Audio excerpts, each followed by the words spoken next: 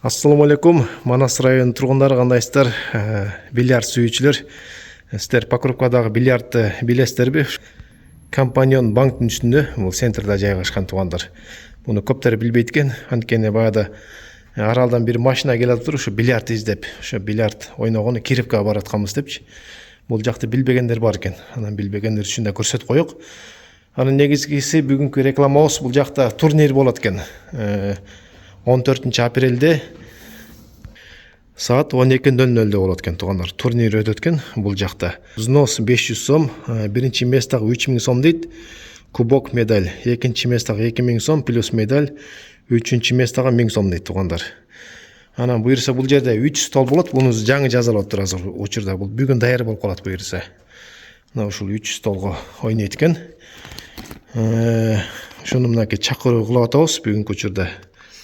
12 апрелде 2025 жыл 12-де башталат туугандар. Бардык группаларга бөлүшүп коюңуздар. Мүмкүн Талас областындагылар деле, ошо бардык Талас областындагылар деле келе берсе болот туугандар. Суроолор боюнча экранга телефон номери жазып койдум, ошого да байланыссаңыздар болот туугандар. Жайгашкан жери ошол Талас областы Манас району Покровканын центринде, Компаньон банктын үстүндө туугандар. Экинчи кабатында жайгашкан.